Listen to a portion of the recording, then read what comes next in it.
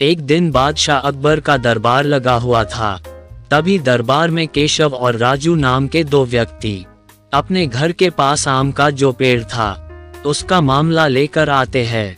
उनमें से केशव ने कहा कि वो ही उस पेड़ का असली मालिक है, ये राजू झूठा है। वहीं राजू ने कहा कि महाराज मैं ही उस पेड़ का असली मालिक हूँ, ये केशव झूठ बोल रहा है। इस बात को सुनकर बादशाह अकबर को पता नहीं चल रहा था कि इन दोनों में से आम के पेड़ का असली मालिक कौन है। अब इस मामले की सच्चाई जानने के लिए बादशाह अकबर ने केशव और राजू के आसपास रहने वाले लोगों से पूछताछ की, लेकिन ऐसा करने का भी कोई फायदा नहीं हुआ। आसपास के लोगों ने कहा कि हमने इन दोनों को कई बार पेड़ की निगरानी करते हुए देखा है, इसलिए हम ये नहीं बता सकते हैं कि इन दोनों में से पेड़ का असली मालिक कौन है। अकबर ने पेड़ की निगरानी करने वाले चौकीदार से भी पूछा, लेकिन चौकीदार ने बताया कि मुझे केशव और राजू दोनों ही पेड़ की रखवाली करने के पैसे देते हैं, इस वजह से मुझे ये पता नहीं है कि इस पेड़ का असली मालिक कौन है। बादशाह अकबर को ना तो आस पड़ोस के लोगों से कुछ पता चल पाया और ना ही चौकीदार से कुछ पता चल पाया। अब अकबर ने तय किया कि मैं ये मामला बीरबल को सौंप देता हूँ। अकबर ये पूरा मामला बीरबल को बताते हैं।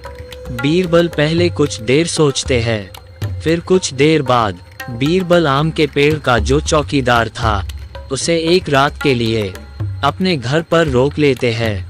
उसके बाद बीरबल उसी रात को अपने दो आदमी को अलग अलग केशव और राजू के घर पर झूठे समाचार देने के लिए भेजते हैं। बीरबल उन दोनों को ये भी कहते हैं कि तुम दोनों ये समाचार देने के बाद केशव और राजू के यहाँ छुपकर घर में होने वाली बातचीत सुनना और मुझे फिर बताना। केशव के घर पर एक व्यक्ति पहुँचता है और बताता है कि आम के पेड़ के पास कुछ लोग आम चुराने के लिए घूम रहे हैं, आप जाकर देखिए। जब वो ये समाचार देने गया था तब केशव घर पर नहीं था। केशव की पत्नी ने ये बात सुनी और जब केशव घर पर आया तब केशव की पत्नी ने कहा कि आम के पेड़ के पास कुछ लोग आम चुराने के लिए घूमते हैं, तुम जल्दी जाओ और उन्हें रोक लो। केशव ने कहा कि तुम ये सब बातें छोड़ो और मुझे जल्दी से खाना दो, मुझे बहुत भूख लगी है। वैसे भी कल दरबार में फैसला होने वाला है कि हमें इस आम के पेड़ की मालिकी मिलती है कि नहीं। अगर मिल गई तो ठीक है, वरना कोई बात नहीं। ये सब बातें बीरबल का आदमी सुन रहा था। वहीं दूसरी तरफ राजू के घर पर भी एक व्यक्ति पहुंचता है और बताता है कि आम के पेड़ के पास कुछ लोग आम चुराने के फिराक में हैं, आप जाकर देखिए। जब वो ये समाचार देने गया था तब राजू भी घर पर नहीं था। राजू की पत्नी ने ये बात सुनी और जब राजू घर पर आया तब पत्नी ने कहा कि आम के पेड़ के पास कुछ लोग आम चुराने के फिराक में है। ये बात सुनकर राजू तुरंत लाठी उठा के पेड़ की ओर भागता है। राजू की पत्नी उसे आवाज देती है कि तुम पहले खाना तो खा लो।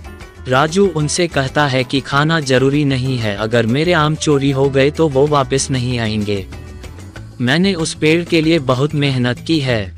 ये सब बातें बीरबल का आदमी सुन रहा था। बीरबल के दोनों आदमी ये सब बातें बीरबल को बताते हैं। दूसरे ही दिन बादशाह अकबर के दरबार में केशव और राजू दोनों को बुलाया जाता है। बीरबल दरबार में रात को जो कुछ भी हुआ था वो सब बादशाह अकबर को बताता है और उसने जो दो व्यक्ति भेजे थे वो गवाही देते हैं। ये सब सुनने के बाद बादशाह अकबर राजू को पेड़ का असली मालिक घोषित करते हैं और केशव को पेड़ पर झूठा दावा करने के लिए सजा भी देते हैं। अकबर इस मामले को चतुराई से सुलझाने के लिए बीरबल को इनाम भी देते हैं।